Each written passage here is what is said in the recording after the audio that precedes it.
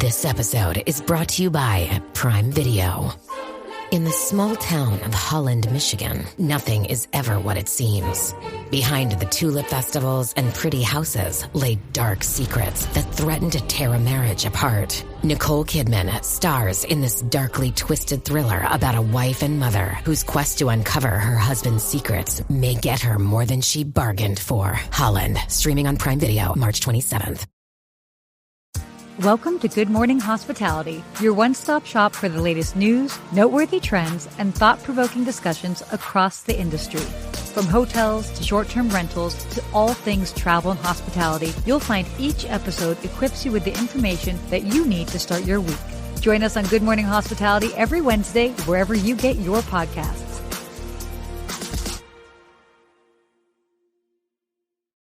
Good morning. Good morning, Sarah, and welcome back after our 2-week hiatus. I know. Likewise. It feels like it has been a month, but we both had a lot going on.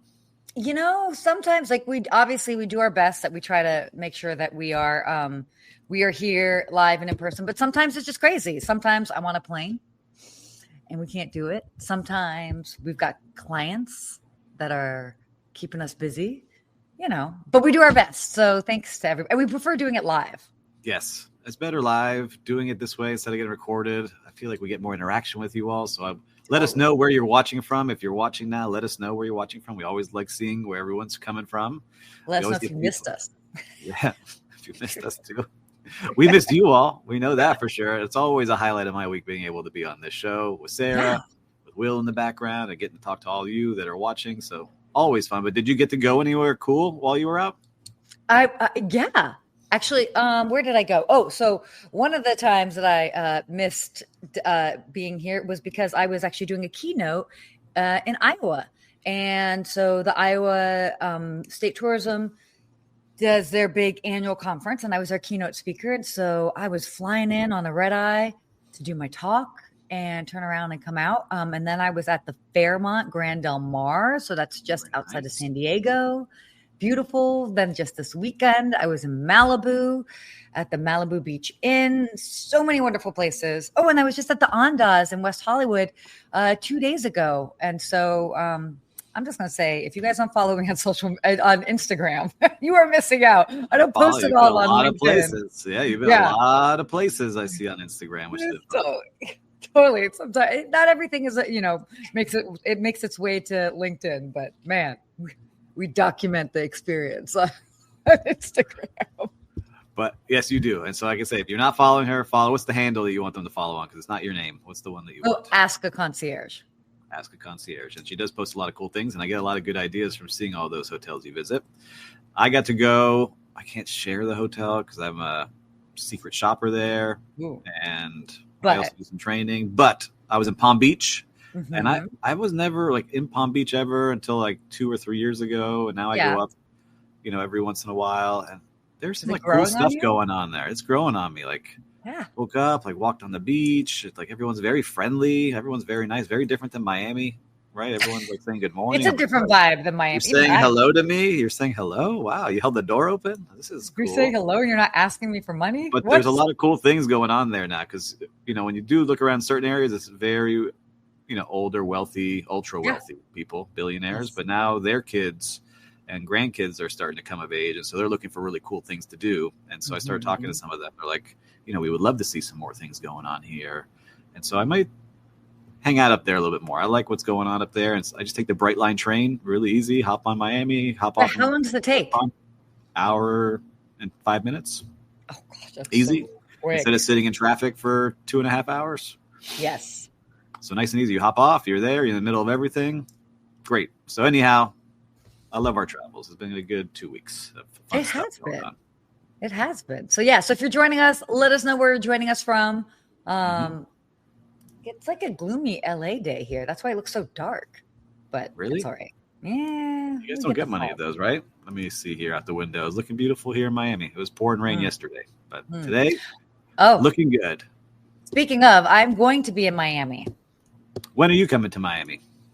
I'm going to be in Miami for Sea Trade, so the big cruise industry conference from April 7th to April 10th. Maybe I might come in like a day earlier. So we should. I want to go. How do I get to go? Oh, I was about to say, you should totally be there. I'm also speaking on a panel. All right, let's talk offline here. I'm going. We will. Get me in there. But if you guys are going to be in Miami, if you're going to see trade, let us know. It'll be a lot of fun. Come say hi. I have to say hi, Jeremy. Oh, Jeremy is going to be going to Madrid. There's a big concierge conference that is happening this weekend. So shout out to all my concierge friends. Enjoy Madrid. Have a wonderful time. I hear the education panel is going to be fantastic. So always exciting to see where different hospitality professionals get together around the world. It's kind of fun. It's true. Yes. There's a lot going on, a lot of fun things. And one other thing I think we could talk about, which I don't know that you know, and Will in the background, it's just interesting, is that the Independent Hotel Show in Miami is coming up, and we are now both advisors. Is that where we are? Or brand ambassadors? I didn't know. They're like, oh, your friend Sarah is going to be one too. I was like, oh, cool. Brand ambassador. Yeah. So the Independent Hospitality Show is going to be happening in Miami in the middle part of September. Mm-hmm. So a couple of months from now. So exactly. Some things we may be able to do for that too. But anyway, a lot going on. Happy to be back. So I think we can talk about some of the fun stories going on. You want to kick us off? Yeah. Let's go ahead and let's talk about our good friends at Marriott. Good friends. They are strengthening their leadership in branded residences. So they are leading the branded residences market with 142 operating properties and 138 more in development. Basically 28%, this is wild, 28% of its future projects are standalone residences with a heavy expansion in the Caribbean and Latin America. I can totally attest that is a market that people need. A lot of my clients are looking for basically home rental, standalone residences to stay at, especially that those are big family markets. So this is good. I think Miami might have all of them. I feel like so. We have the Ritz-Carlton residences, multiple of them. We have the new St. Regis residences that are going up, standalone. Not the St. Regis hotel that has condo that we already have, but these branded residences are a big driver of construction down here. So you have like the car brands. Aston Martin has a building. Mercedes has a building. Porsche has a building. Now you're starting to see it really boom where every hotel wants to have residences here. And I was just in one. I don't think I can share because I hope to be part of this project in a consulting. You can't share anything. Just tell us. But it is a gigantic tower that is being built that will have hotels, condo hotels, and residences and offices all in one building. And it is a branded building. And so one brand controlling every one of those experiences is one of the big four hotels, we'll say. So we don't get it. It's not a Marriott. That's cool. But it is cool to see what's going on. But people, like we talked about this before, want to live that lifestyle. They want to wake up, live in that vibe of whatever hotel that they associate with, have that scent in the lobby, have the staff that's very friendly, be able to call on room service if they want it in the room, housekeeping if they want it too. It's interesting to see how people like living that lifestyle. It's funny though, but how many of us, I mean, I don't know about you. I definitely have been like, I love Marriott. I love W hotels. It's like a fun vibe. It's funky. There have been multiple times in W hotels, and every so often, like newer Westin hotels. Obviously, other brands as well, and independent ones. But I'll just say that as far as like, I'll go to one sometimes. I'll be like, I could totally live here. I like this. Like, I could have this be like the style of my like apartment if I was living in here. And so they've taken that vibe, that sentiment, and made it attainable. So there's one across the street for me where I live. You've seen my neighborhood across the street. They're building the Edition residences. Oh yeah. And I would like to live there. That's a good one. But I would like to live there. I think the one bedroom start at $4 million. I'm not there yet. So maybe GMH will buy one for us. Yeah.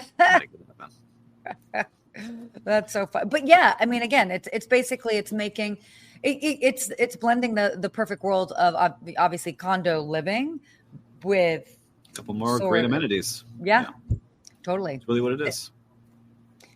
It's been growing for quite some time. So cool to see that Marriott's really growing that part of their their sector, and it's showing that there's a see it. demand for it. Yeah, people are buying them up. So continue doing it, guys. I love it. Love seeing it. Yes.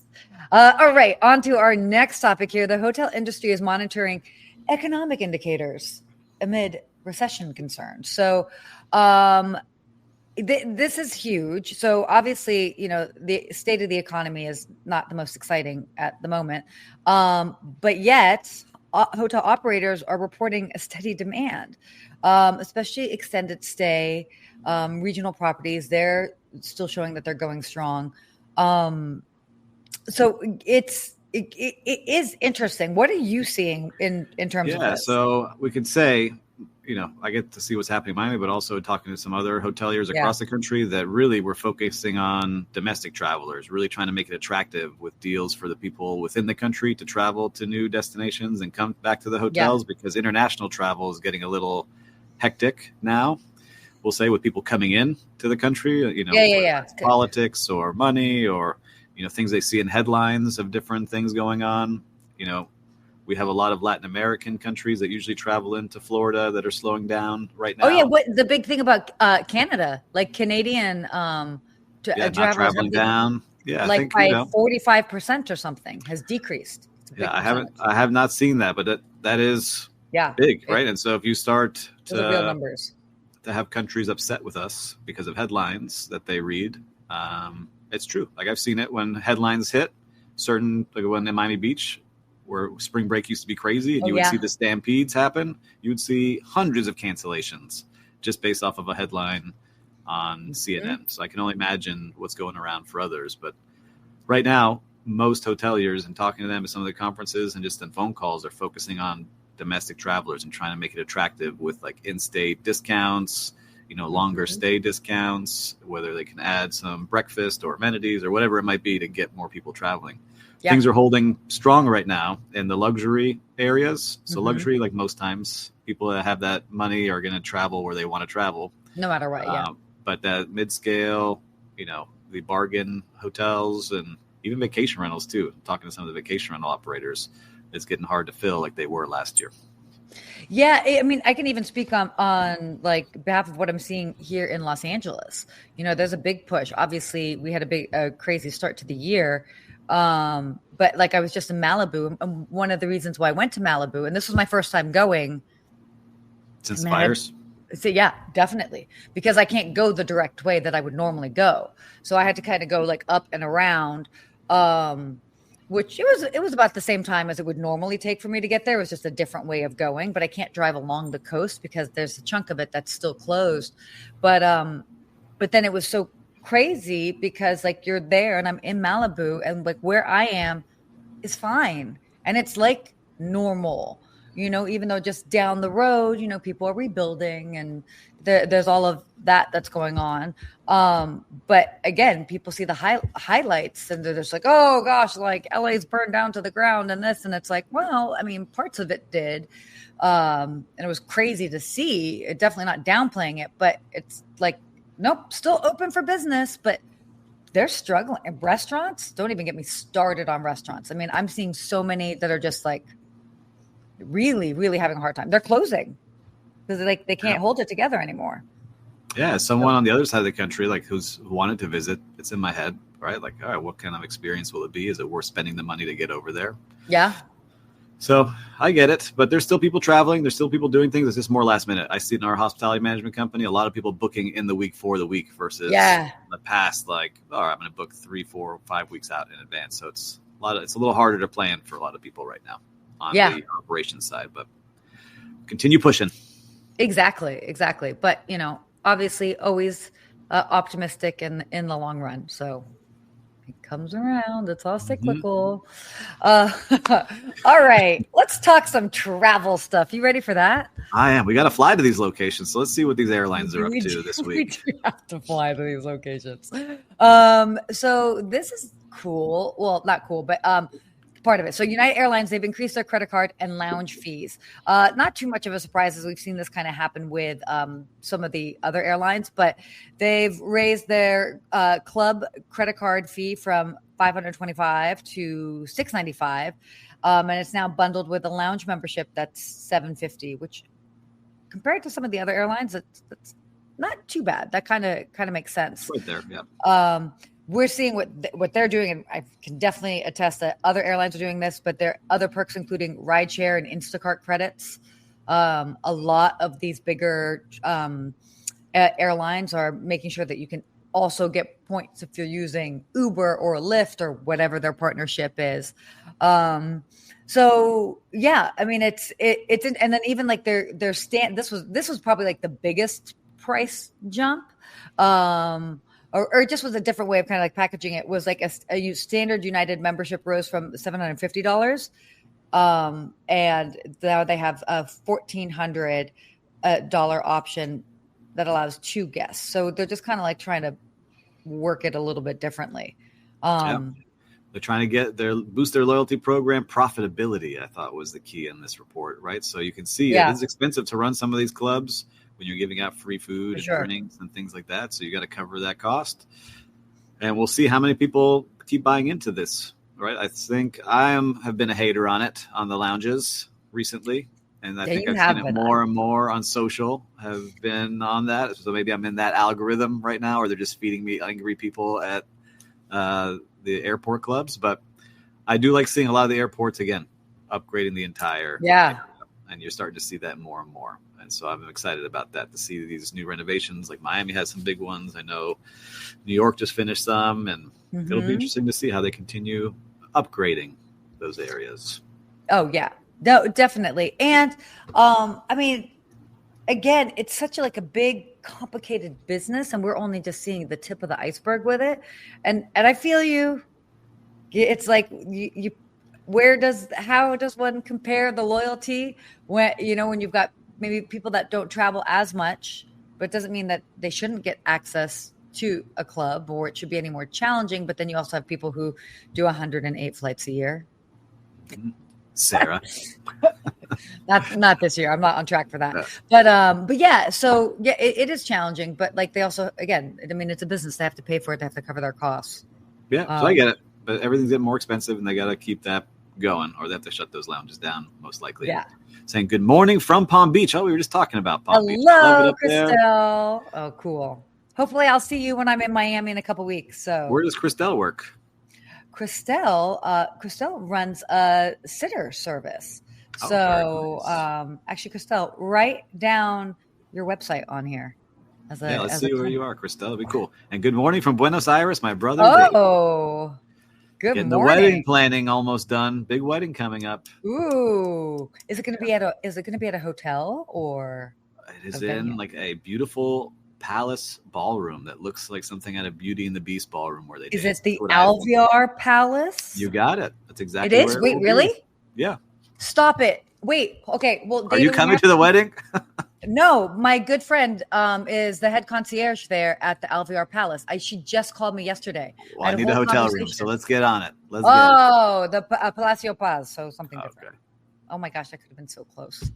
Anyway, anything you need, I know I got people in Argentina. I need your help. I need a hotel room, so we'll talk. The Alvear Art. Okay, cool. Well, if you would like a contact, I got contacts for you. Yes. David, don't tell everyone. They're going to show up at the wedding. Don't give them the date. No, they're not going to show up at the wedding. We have thousands and thousands of loyal fans that are going to show up. Do you know how far that is to travel to Buenos Aires? Do you know how big our following in Buenos Aires is? We have like 8 listeners there. They're all going to show up at the same time. I mean, I'd be down. I'd totally be down. Like, what? Will showing up. Oh my gosh. And his bachelor party in Las Vegas coming up. So I won't give the exact date, but that's coming up. So come on, guys. Come on. That's obviously going to have to happen. Okay, let's continue on here with our talking about airlines. So I am fascinated with this. There's been a lot of pushback on this, but Southwest. So Southwest Airlines, they are ending their free checked bags policy. I love how they titled this "The Last Freebie in America." Calm down, everybody, calm down. Just some bags. That people are like up in now. I understood the seating, like the free seating assignment, that was iconic for Southwest. I mean, I guess the free bag policy was also pretty iconic with it, but there are ways that how you can book will actually cover a bag. So They lost their soul, Sarah. That was the soul. Choose your seat, free bag, get you where you need to go with a smile. It's the consumer's fault. And now, it is the consumer's fault because the consumer just wants the lowest price possible. And so that's how all of these companies and even airlines, they basically then, okay, fine, you want the lowest price possible so they can list it. But then what they do is they just chop off everything else. And then you just have to pay for everything individually. Yes. And it usually comes out to the same price anyway. It always comes down to the same price. Yes. Resort fees. I mean, I was just looking at something the other day because I was comparing prices of what like a client would see somewhere. And it's like, it said the price would be this. And I was like, wow, that's super cheap. And then all of a sudden in fine print, I was like, once there's taxes and fees, I was like, that's the exact same price that I'm quoting. What are we doing? What are we doing here? You're like that Seinfeld meme. What are we doing? What are we doing here? You see that? That's exactly what you are. But anyway. It's true. It's sad for a lot of the loyal customers. I'm sure they like that and they didn't have to think about anything and just roll up to the airport. We have to say, so going back to Southwest, Business Select, A-list members. So if you're they're Rapid Rewards card holders, if you have any of that, you will still get free bags. So if you have that much loyalty to Southwest, you're good. That's why I just don't think it's like as that big of a deal as, I mean, they're just playing a different way of playing the loyalty game. I don't know. I don't pay for bags on Delta, so I'm maybe not the person to ask. I think it's included, right? I don't think I pay for bags. I had to pay for a heavy bag once for my wife, but not, I don't know. Yeah, it depends. It generally no, and it depends on your ticket, but then it also depends on your status. So if you have a certain status, then no, you don't. So all of this is part of it. Oh, Christelle chimed in here. Sitters in a Second. Very cool. Shout out to Sitters in a Second. Available for traveling families across Palm Beach. Very nice, Christelle. I like what you're up to up there. But by the way, not just Palm Beach. So I've worked with Christelle in Los Angeles and in other cities. So yeah. So if you need a sitter. I like it. Very nice. Exactly. I think I should take this one. Should I take this next headline? Yeah, please. I love that you lead the charge on Disney. Well, I'm living that life right now. You are. Also a stockholder, but Disney announces a $30 billion expansion and defends its park pricing. So Disney is investing $30 billion in their theme parks and cruises with 7 new cruise ships in the works. 7.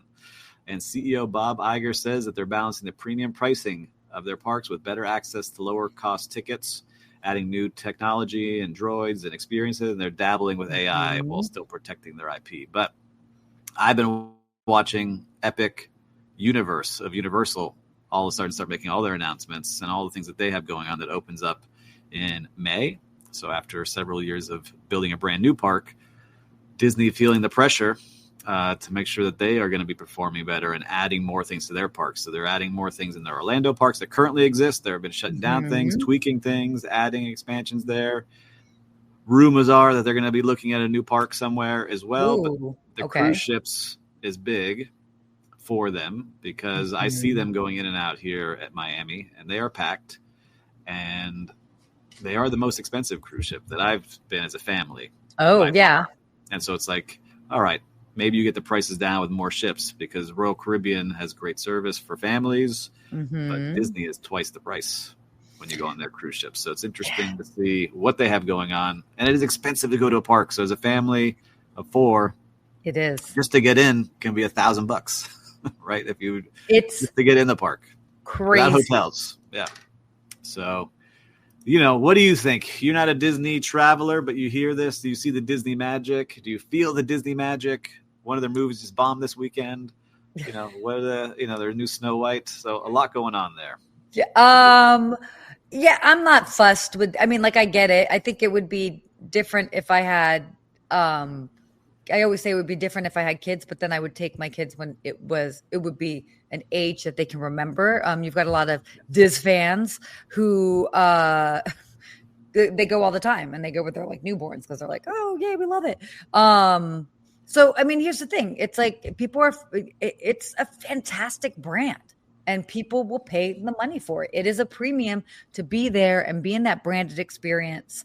And so to me, Disney is always on the cutting edge of increasing and elevating the guest experience, even in their parks. I have to say, one of my last times that I went, even here to Disneyland, I was dreading it but my friend really wanted me to go. I was even like, I will drop you off. By the way, it's like an hour away. So the fact that I was like, I'll drop you off. And she's like, no, you have to come. And I'm like, fine. But I had a fantastic time, and it was interesting as far as like the operations that they really do try to keep it moving, so people aren't totally bogged down in the lines. Obviously, there's going to be lines, but they have a lot of strategic ways from their apps to all the different things. So they're really trying to minimize the waiting part of the experience, and I do think that they do a good job with that. And so to me, it makes sense. They're constantly going to be evolving. It's a big business. Prices are going up. Look, if Southwest can't even give you free bags, Disney's going to have to go up a little bit on prices. Like prices are going up. Have we seen the cost of eggs lately? I'm kidding. But it just like it is what it is. So what I like seeing is that they're raising prices. They're spending more of that money to make it a better experience, like you said. And it truly is a better experience in those parks compared to others. Yeah, and you can get I call it like the Disney snobbery that I have, because I go to other parks. I'm like, oh, Disney would never let this happen. That garbage can would never be full like this, right? It's all these things, and so you start to appreciate it more and more. And I enjoy going at this point. I like going, and it's fun, and so I will continue to support as long as the experience is good. So I think that's where they were lacking a little bit the last couple of times I visited. They hadn't been upgrading, but Bob Iger is back as the CEO. He was out for a couple of years. He's been in now for almost 2. He's got another 2, I think, before he retires again. So let's see what he can do. Well, they're always doing something good. So Disney is absolutely a leader in the space. And, if they're making a big decision on something, they have heavily thought it out, so they've definitely weighed the pros and cons. So, wow, there's a lot going on. Covered a lot. We did cover a lot. All right, let's get to our real-time recap. Let's do it. Lonnie. Oh, Morning, Steve. See you at the meet and greet. Well, I will tell you here, Lonnie, if you're still watching, it's going to be May 6th at the Mandarin Oriental Hotel. I haven't even announced it anywhere except here. Whoa. So that will be coming out tomorrow. We just signed all the papers last night. So we got to work this out so I'm in town when this happens. May 6th at 6 p.m. to 8:30 p.m. All nice right. And tight window in there. But it'll be fun, Lonnie. I hope to see you there. Wow, we covered a lot here today. So real-time recap. You've been a lot of places. Do you want to start? What did you see out there that was a personal hospitality favorite experience? The Fairmont Grand Del Mar, fantastic. I mean, you really can't go wrong with that. It is like you are staying in a private villa. I mean, you have to go in through a gated, it's in a gated area. There just the level of service. You know what they did, which was actually kind of nice. As I got there and I was about to I was walking in the front door. The one guy at the front was like, "Welcome, we've been expecting you." And I was like, "You know who I am?" And then I'm like, it kept going through my head. I'm like, "This guy does not know who I am." I mean, he could. They definitely could very well share like a picture of me behind. Yeah, of course. For sure. But I was like, does he, or does he just say that? Which that does not hurt my feelings if he just says that. I like that. Mm-hmm. That, you know what I mean? Like what a simple a change in just like the verbiage of just welcome. That you can tell somebody's checking in. It's like, we've been expecting you. Oh, that's a good touch. I mean, that was like literally going through my head for so long. So definitely shout out to them for that. But also big shout out to the Malibu Beach Inn. By the way, I mean, this property, not very large, 47 rooms. So it's a very intimate experience. The downstairs area really kind of consists of like a bar and restaurant that also overlooks the water. So it's not like there's a huge footprint to the actual hotel, but you feel that hospitality the moment you walk in. They do, again, such a great job. And it's a totally different, it's a very intimate experience, but everybody's fun, it's cool. And you feel like you're, again, almost like staying at somebody's home in essence. I mean, it doesn't feel home, but it feels homey, like you feel welcomed. Mm-hmm. And relaxed luxury for sure. So shout out to the Malibu Beach Inn, Gregory Day, who runs the show over there. Thank you phenomenal. It looked awesome. It looked awesome with what you were sharing. I was like, wow, the views are great. The restaurant terrace looked awesome. Yeah. Joe, happy Wednesday. I actually got to meet Joe. We had a Cool. Zoom meeting. It was very nice to meet him and learn more about all his stuff that he's doing. So, Joe, good to see you here. My real-time recap. So I did have, similar to you when I was going to that hotel in Palm Beach, they must have had my picture up, but they said, welcome back, Mr. Turk. We've been expecting you. So I like that that's happening as well, right? And so I was like, whoa. Coast to coast. Cool. Very cool. It's a good touch, everyone. So if you can get your hotel to do it, it was very impressive. Not asking, have you stayed with us before? Right? They knew who was coming. Mm-hmm. But my real-time recap here is something unique. I like something unique, and I was kind of hating on it when I saw it announced. It's this place called Sky Coffee. Okay. It just opened up in my neighborhood. It is an airplane, a decommissioned airplane that they have dressed up as a coffee shop. Okay. And so you walk up into as if you're going off the the runway, tarmac up into the airplane. You order your food sitting in the seats. They give you a number, and then you walk out the airplane and you sit down at cafe style on the grass, and it's beautiful. It was fun. And the food was delicious, and the service was great. And you just felt like something. I was like, man, this is really different. Someone took the time to imagine this up, figure out how to get a plane to sit here in the middle of my neighborhood on Biscayne Boulevard, and just really fun. So if you can check out Sky Coffee in Miami, their Instagram is pretty cool. It's a fun experience, and they were all very, very friendly. And it's packed every single day. Of course it is. Since, 2 weeks ago, and I've been twice already. So I enjoyed Oh my gosh, her. I'm gonna have to I kind of want to check it go out now after this to go get a coffee really quick. So I take it the coffee's good too. I'm a coffee snob. The coffee is very good. They're Buenos Aires based, and they have great sandwiches and empanadas and salads and juices and just a fun vibe. Oh, so everything leads back to Buenos Aires is what we're learning here? I think that's what it might be. It's all the signs. The Argentinians making great experience. Oh my gosh, that is so cool though. I'm going to have to add that to my list when I'm in town. Yes, for sure. It's fun. It's definitely fun. It's That's different, way unique and way different. That's great. All right, why don't we get to our hospitality quote, because we're over. Yeah, we're over, but this is a good one. So there are no traffic jams along the extra mile. That's Roger Staubach, and that was the famous quarterback, I think, of the Dallas Cowboys. Oh, I could not have told you that, but yes. There you go. There are no traffic jams along the extra mile, which is true. Most people are not willing to put in that time and effort and consistency to get to that extra mile after the race is done. And anything you do in life, there are times I've had a couple of instances where I was like, okay, I might have to fly somewhere to meet somebody to hopefully seal the deal on maybe something we're talking about, or just go that extra mile. And sometimes I'm like, oh, does this even make sense? Or somebody might be like, oh, why would you do that? Aren't you tired or this? And I was like, yeah, but you have to do what other people are not willing to do to get different results. And so this is what the extra mile is. A lot of people will be like, nah, I'm not going to go do that. I'm like, I'll hop on a plane, have a meeting, and turn around and come back, because most people won't do that. So that's that random example, but I love that quote. No, it's a good one. But you're right. There's so many times where I didn't want to go to an event or go to that meeting or go to that breakfast, and then something else happened I didn't expect just by being there in that place. Yeah. So you got to make it happen. You never know what will go on. Exactly. That's where the good stuff happens. Woo! Well, it was a good show. It was good to be back. Feel like I got. Yeah, we flew through this. Man. Stretch out. Yeah. A little rusty, but I think we did pretty good. And I love that everyone joined us here today. John, Joe and Lonnie, and was it Christelle and Jeremy and David and all the other viewers out here. Love seeing you guys commenting and making sure that you're involved in the show. We always love seeing who's out there. That we do. So very cool. Until next week, should we all stay hospitable? Yes, stay hospitable.